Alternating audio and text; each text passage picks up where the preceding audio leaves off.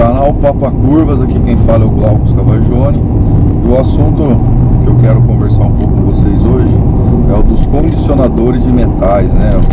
O pessoal vende aí, tem várias marcas, como por exemplo, um dos primeiros que chegou aqui no Brasil mais famoso, vamos dizer assim, né? O Militech, entre outros. Vou falar especificamente de um que eu utilizei, que chama Nanopot. Eu sempre fui meio cético em relação a produtos ou peças que prometem às vezes fazer milagres, né? Então tem muita coisa na internet que promete fazer milagre, e eu gosto de ter isso aí bem comprovado. Infelizmente eu não tenho acesso a dinamômetros ou equipamentos de laboratório que possam dar uma confiabilidade maior pra gente.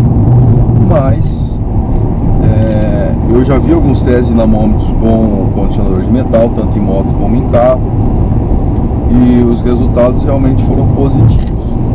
E há um tempo atrás, alguns meses atrás, eu tive a oportunidade de estar conversando com um engenheiro e também que foi um dos desenvolvedores do produto aí desse Nanopot, que eu vou colocar a foto aí para vocês na tela. E ele me explicou aí para o pessoal como que esse produto trabalhava, principalmente o deles que é mais voltado para nanotecnologia, tá? Ele usa o bisulfeto de molibdênio como base. O sonho dele era usar o grafeno, que a gente tem um estoque enorme de grafeno no país, só que é absurdamente caro. E diversos estudos estão sendo feitos com grafeno. Até se vocês tiverem a oportunidade, dá uma pesquisada aí no grafeno. O Brasil é muito forte nisso aí, poderia estar utilizando o grafeno para virar uma das maiores economias do planeta, junto com o nióbio. Mas esse é um outro assunto para outro dia. O que o condicionador de metal tem a função de fazer?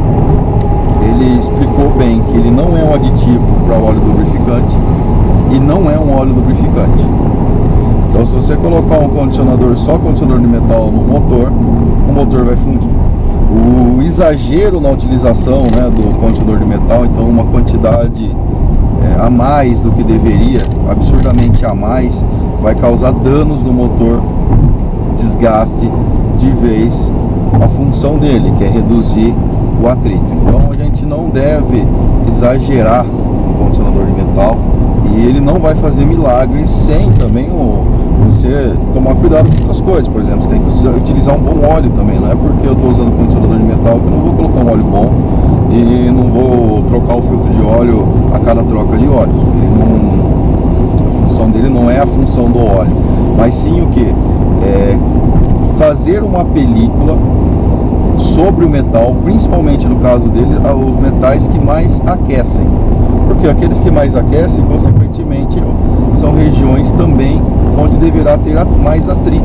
Porque uma das coisas que o atrito gera é calor e desgaste. Com isso, você gera perda de energia, consumo de combustível e perda de potência. Então, essas nanopartículas, que são partículas aí bem pequenas, em nível quase atômico, elas aglutinam no metal aquecido, então elas vão grudando, melhorando a camada do metal, deixando essa camada em nível microscópico cada vez mais lisa, cada vez mais perfeita. Porque por mais polido que uma camada ela seja, a gente olha, né, ela parece ser perfeitamente lisa. Quando você puxa com o microscópio, você vai ver que essa camada ela é toda rugosa, né? A gente fala que tem picos e vales, quer dizer, tem diversas deformações. E essas deformações na camada é que gera a maior ou menor atrito. Então as micropartículas aí da nanotecnológicas, elas vão entrando nesses vales e deixando essa camada o mais lisa possível, fazendo com que a média de pico seja reduzida, consequentemente reduzindo o atrito. Se eu reduzo o atrito, eu reduzo o desgaste e também eu reduzo o consumo de combustível, aumenta a potência, porque o atrito ele só faz a gente perder energia, principalmente no motor. O atrito nem todo é ruim, tá? Por exemplo, no freio é necessário você ter atrito, senão você não para. Então, alguns locais, em algumas máquinas, em determinados pontos, o atrito em excesso vai causar destruição da máquina.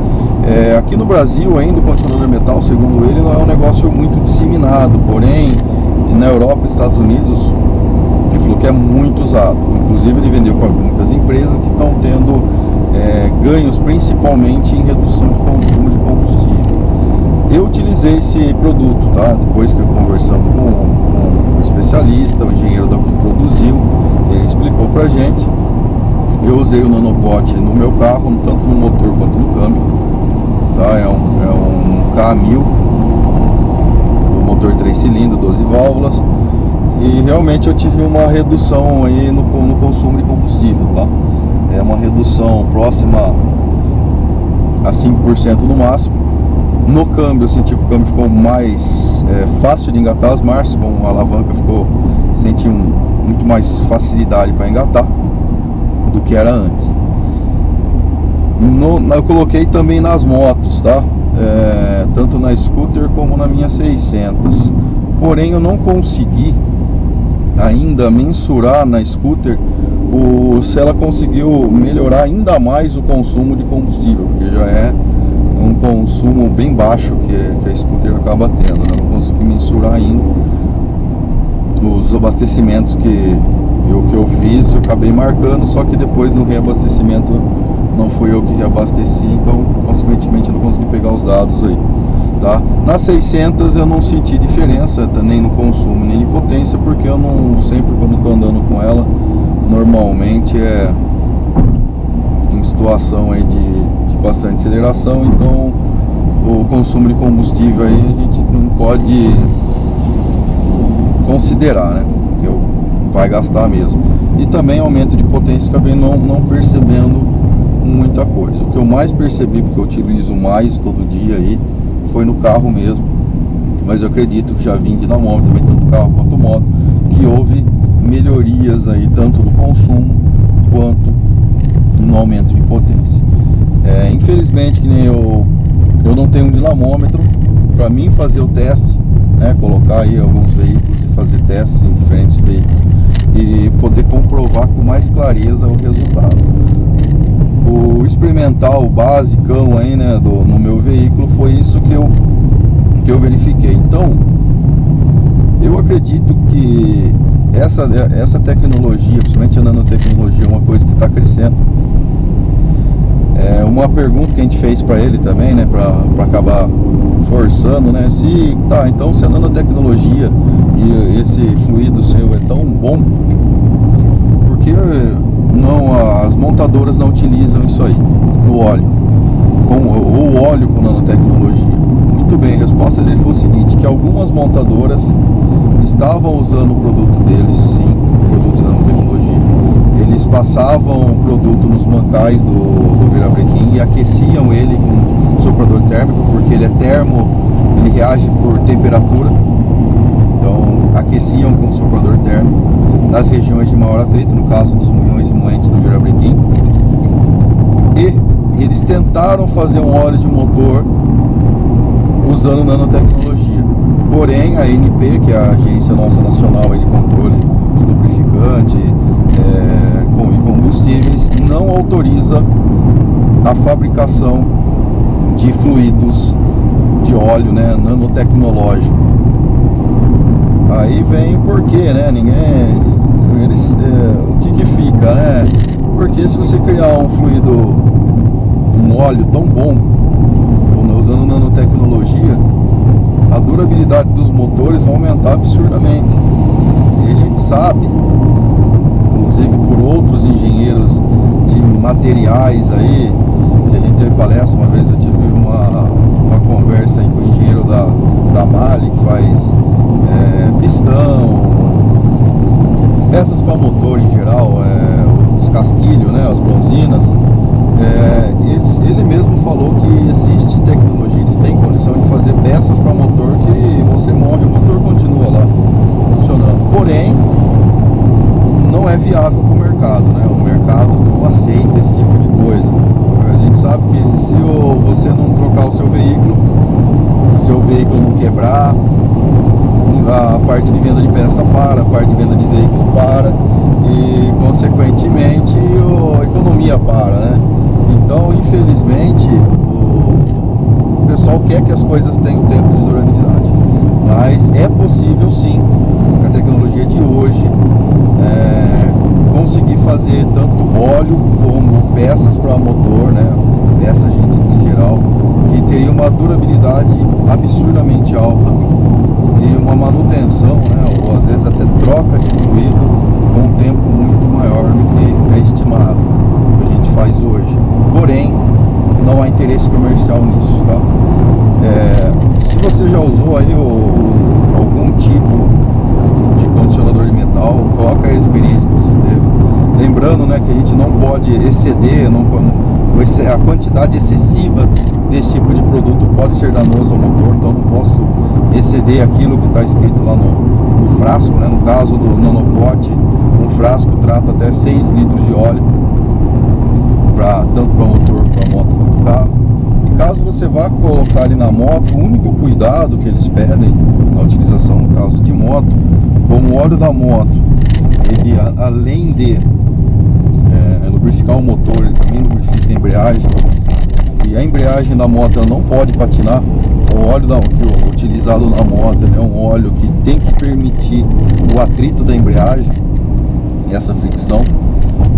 Consequentemente, quando você coloca na moto, você tem que esperar o motor aquecer, pelo menos uns 20 minutos de funcionamento em marcha lenta já é o suficiente, antes de acionar a embreagem, para não correr o risco dessas nanopartículas aí acabarem tirando ou reduzindo o atrito da embreagem e causando dano de embreagem na sua moto depois, tá? Então na moto essa é a única coisa que a gente deve tomar cuidado. Aquece o motor antes de andar. Isso só quando você aplicou, tá? Aplicou o produto, faz isso uma vez só, depois você não precisa mais ficar aquecendo a moto antes de sair com a moto, tá? É só na dia da aplicação. Então fica aí essa dica, né? Vamos dizer assim, essa informação que eu acabei obtendo, acabei utilizando para verificar. O produto, no caso do Nanocote, ele fala que é para 20 mil quilômetros aí, né? Tá escrito no frasco, mas segundo o engenheiro, você pode usar a cada 30 mil quilômetros. Então não é um produto que você vai usar em toda a troca de óleo, é só realmente de forma bem esporádica que você vai estar utilizando. Eu coloquei uma vez só para experimentar. Não pretendo usar de novo, tá? Então eu vou colocar 30 mil quilômetros, é bastante quilometragem, principalmente para o carro e para a moto. Normalmente com essa quilometragem eu já vou ter vendido o carro ou a moto, né? O carro não, mas a moto sim.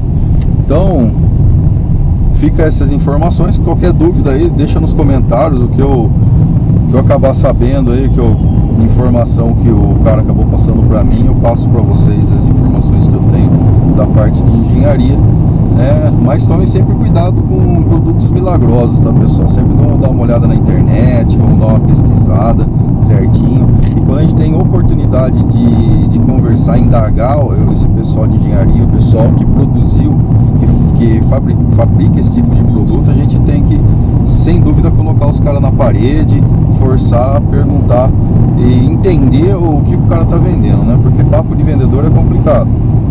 Vender aí tem um monte de coisa, o pessoal quer vender. Se realmente faz o que promete, traz algum benefício real pra gente, essa é a grande questão.